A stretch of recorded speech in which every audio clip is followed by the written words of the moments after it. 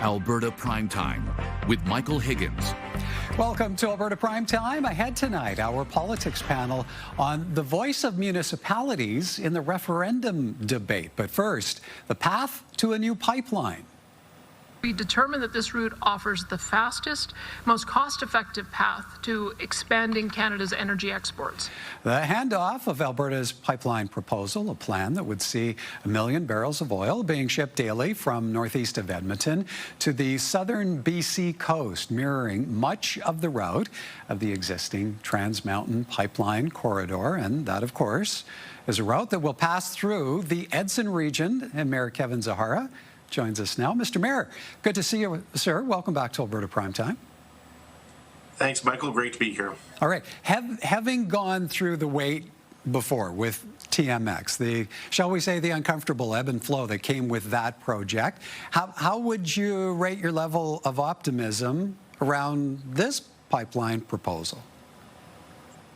You know, if I were to rate it on a scale of 1 to 10, I think it's probably a 9.5.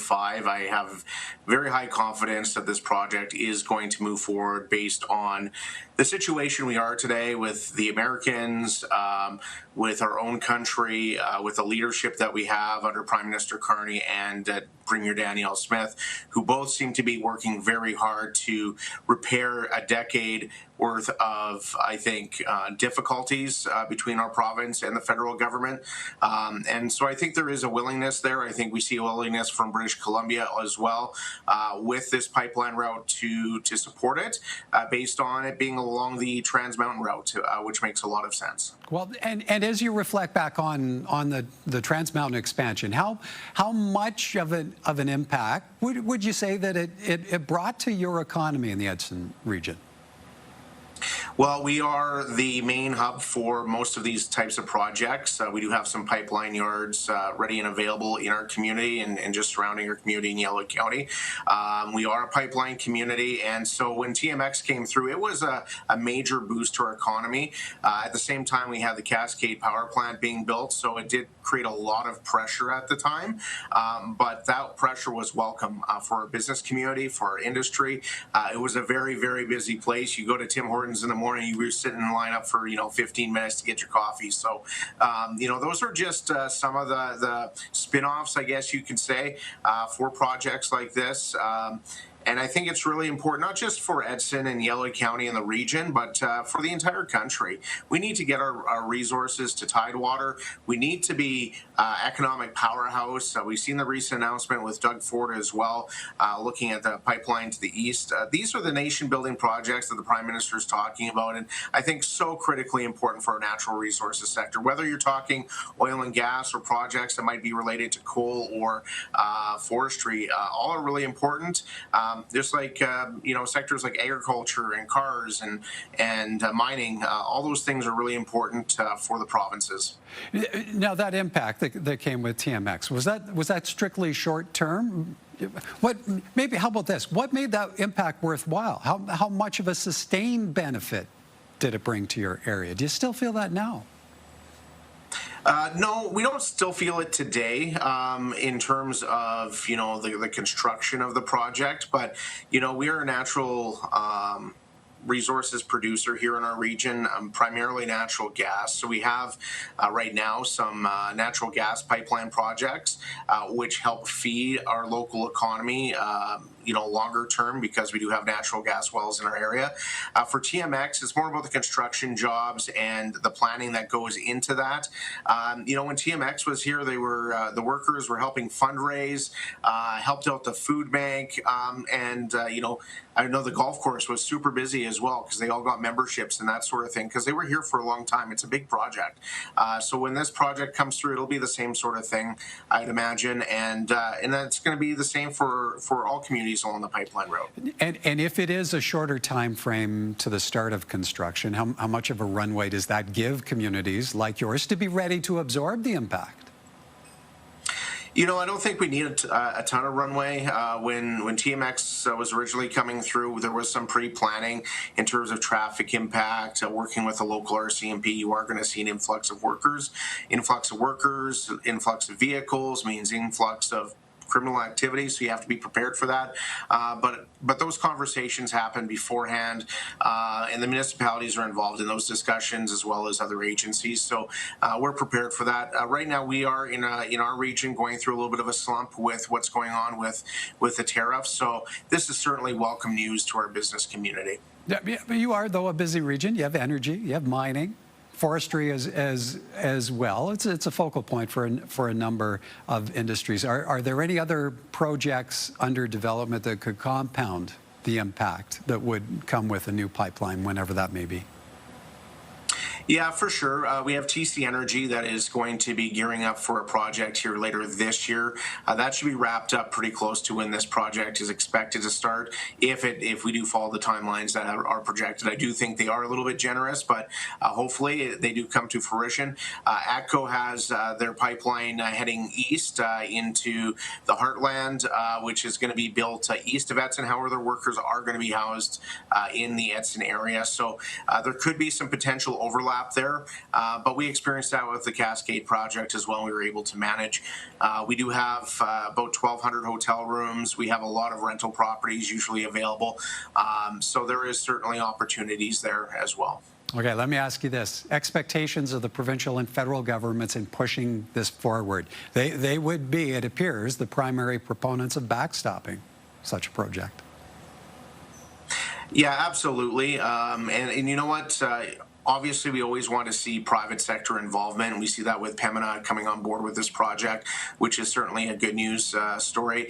But I'm really heartened to see the cooperation between the federal and the provincial governments. It is showing that federalism can work when you have the right people at the table.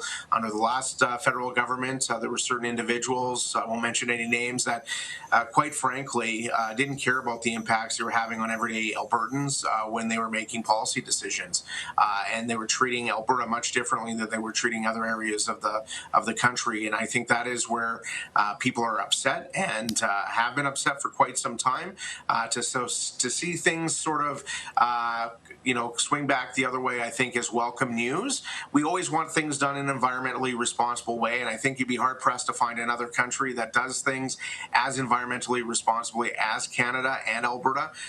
So we need to continue down that path. Indigenous consultation, really, really important, and having Indigenous buy-in. But we see that in projects in our region where we do have Indigenous communities involved and benefiting from these sorts of massive projects. And Kevin, maybe to follow up on that with a final question, as a municipal leader, how do you weigh the political dynamics surrounding this pipeline project? How likely is it to move the needle with anyone, maybe in your region, leaning towards support for separation? You know, I think I'm hard to really judge that. I think that there is some people that are really upset with what has occurred over the last decade. I don't think anything that happens is going to change their mind. I do think there are probably some people that are a little bit more optimistic now that may have been leaning towards, separation. But really, at the end of the day, it comes down to actually getting it done. So it's up to the Prime Minister, it's up to the Premier, it's up to those involved in this project to make it happen and to show that we are still a country that can build projects that are driving economic activity and not just putting lip service to these sorts of things. It needs to happen, and I think it will under the current leadership. All right, we'll leave it there. As always, appreciate your time, Mayor Zahara. Thank you, sir. Thank you very much. That's the Mayor of Edson, Kevin Zahara.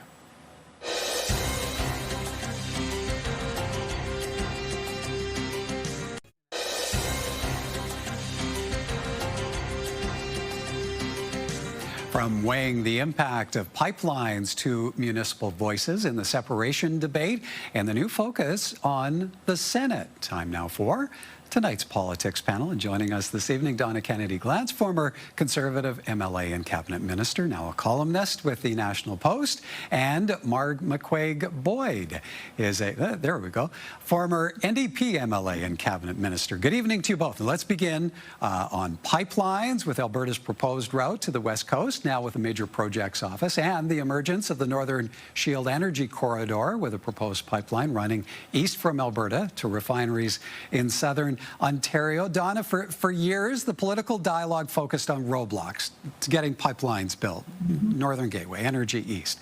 Now, new pipelines are the center of attention. Has the situation changed that much?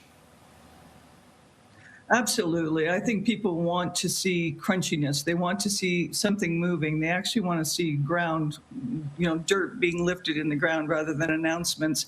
It's very exciting. The fact that the polling across Canada is showing that Canadians understand and appreciate the value of a pipeline with all this energy insecurity landing right in our lap because of the Iran situation, I think has changed how people think about this.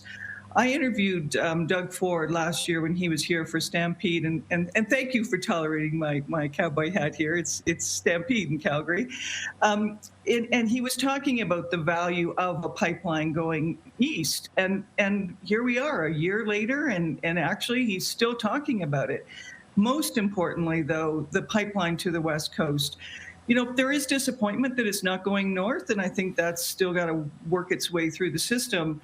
And there are practical issues getting even down to Vancouver and an exit route. But we're talking about this being federal jurisdiction. The BC government isn't the decider here, and now it's just a question of how much it's going to cost and when it's going to get built. And those are really tangible conversations. Mark, we heard from Edson Mayor Kevin Zahara off the top expressing his high level of optimism for this new West Coast pipeline coming through. How different would you say the dynamics are now compared to all the uncertainty preceding the go-ahead for the Trans Mountain expansion? I think, again, as Donna said, the dynamics are very much more positive than they were before. Absolutely due to the changing times. We have President Trump and the tariff issue and the Iran issue, and I think people do get it. And also, Edson, in their case, has been through it once, and they saw what a project of that magnitude brings to a community.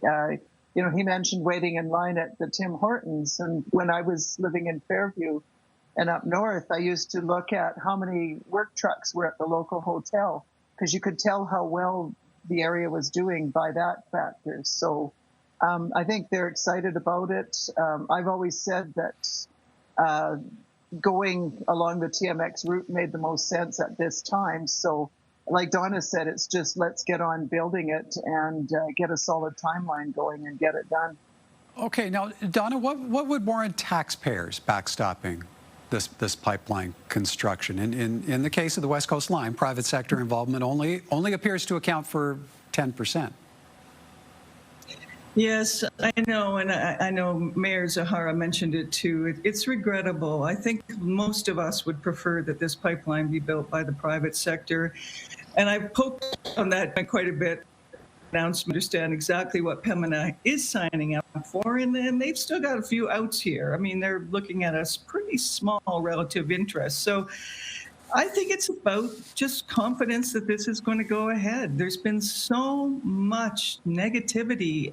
The Keystone pipeline into the U.S. probably compromised all of our sense of what is possible, to the point where companies just don't have confidence. The big here is these companies are largely multinational companies that can build in other jurisdictions, and they are building in other jurisdictions. So they're going ahead with private sector investment in the United States, in Mexico, and other places. But here, the government is willing to backstop, and the risk is different. So I hope we get through this and out the other side, and we have other proponents signing up saying this is a great idea and we can make money doing this.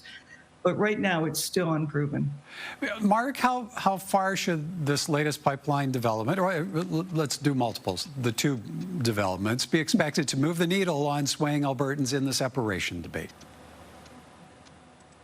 Oh, good question. I think there's certainly both levels of government are showing a willingness to work together.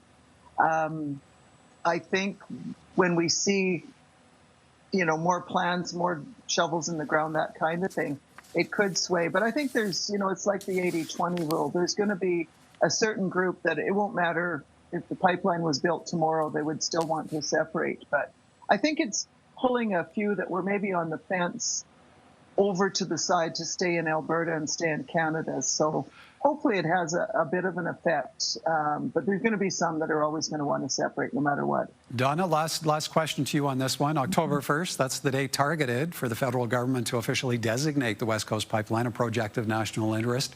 What weighs on that outcome where the October 19th referendum is concerned?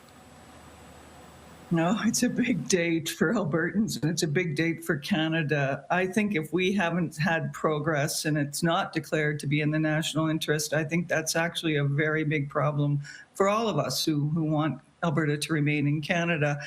It's pivotal. I don't think the Alberta legislature goes back before the referendum, so we're all just waiting for the cards to be laid on the table and to see what happens. It's a very important milestone. All right, time for us to take a bit of a break, but when we come back, municipal leaders making a stand on the contentious issue of separation. More from our politics panel in a moment.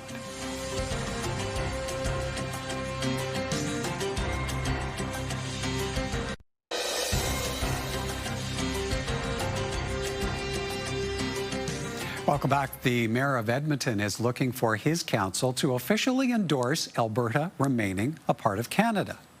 Any conversation about us separating from this country is actually harmful to the vast majority of people that we serve here, and therefore we need to speak up. We need to encourage people to be active in this conversation, because at the end of the day, the worst thing that we can do is sort of sit idly back. The Mayor put forward a motion this week titled Edmonton and Alberta are a vital part of Canada, and that's to ensure city residents supporting Federation do not become complacent. Nack says he wishes the motion was not necessary, but feels council needs to be clear on where it stands. Marg, is this the place of municipalities? What do you make of the actions of Edmonton's mayor moving to officially endorse Alberta remaining in Canada? Honestly, I think it's the job of all Albertans to say one way or another where they're going, but for sure, the municipalities. I'm on a board that's a national board, and I get asked quite often, is this real in Alberta? Are you really going to separate? And I think maybe it's not even for the Alberta audience so much as for a national audience to know where people stand. And I think even smaller municipalities should be doing the same thing. Donna, Calgary Mayor Jeremy Farkas has made the point in the past week that he wants to hold an anti-separation advocacy campaign, but can't because of provincial rules. How much of a voice do you feel municipalities should have in this dialogue? I agree with Marg that they should be stepping up, and they do have a role to play here. But I think the rules on whether they can be third-party advocacy groups are really clear. You have to register, you have to declare where your donations come from. There are caps on how much money you can spend, and there's a constraint. Municipal governments, because they're funded by taxpayers, cannot be third-party advertisers. So it feels really technical and limiting, but there's nothing stopping the mayors or council people from speaking up and saying what they want to say. They just can't spend government money to do that because they're taking a position. What if they were pro-separatist? We'd all be having a fit about it. So it's logical, but it feels frustration. There's a lot of frustration. It doesn't constrain them from speaking up. It just means they can't spend government money to do advertising. Indeed. Okay. For us, one more topic, that is the Premier's office suggesting changes to how senators are appointed do not address systemic issues in the process, while signaling the latest additions to the upper chamber on Tuesday, which included a Conservative MP from Quebec. The Prime Minister also revealed he's dropping the nonpartisan criteria for appointment, saying he will also establish an advisory board to help identify candidates. Albertans, as we know, will vote in the fall referendum on whether they support working with other provinces to try to abolish the Senate. The Premier's office says that question will proceed as planned and that Alberta is still unfairly represented. Donna, dropping that nonpartisan criteria, it's certainly a departure from the Trudeau era, but what do you see motivating Mark Carney to make such a change? What do you see it achieving politically?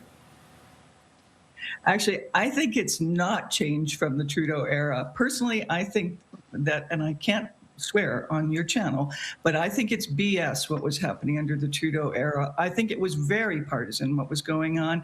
Those were partisan appointments dressed up to be independent, and they were nothing close to independent. So I think we're getting to a more honest statement of what's really going on. And I think what Carney's doing is trying to beef up the credentials of the Senate, having people who understand the issues that we're facing.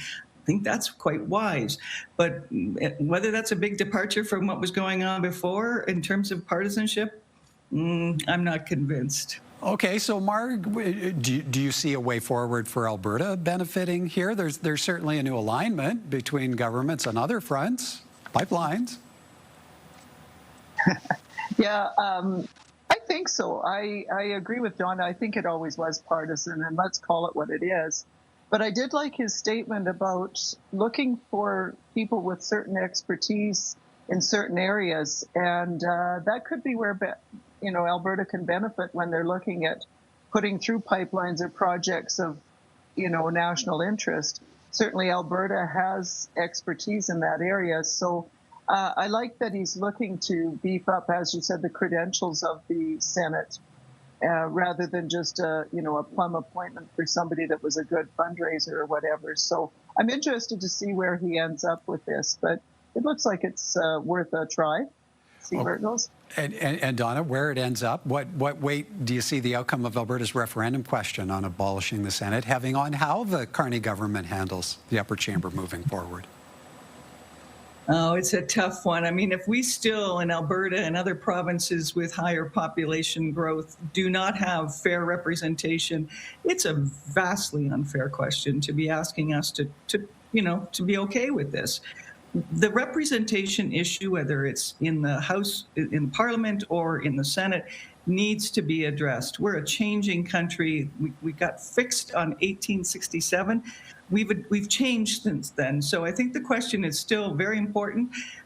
Abolishing the Senate versus building it up are two different directions, but you can't do it without fair representation. So I think we still have some ground to cover here. Marg, maybe you get last word on this one. Is it a valuable question to ask? Do Albertans need to be weighing in on this?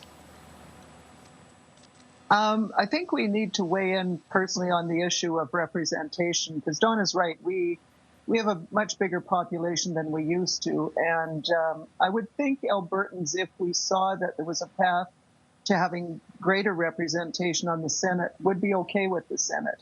But if that isn't addressed, I can see a lot of people questioning whether it's worthwhile or not. So it'll be interesting in the next few months to see where it goes.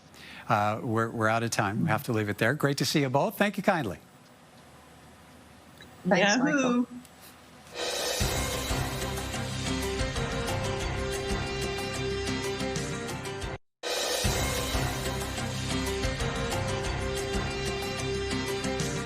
Now, here are a few responses to a recent video posted by CTV News, and it featured political analyst John Brennan's comment right here on Alberta Primetime Tuesday that the proposed Alberta-Ontario pipeline makes no sense economically.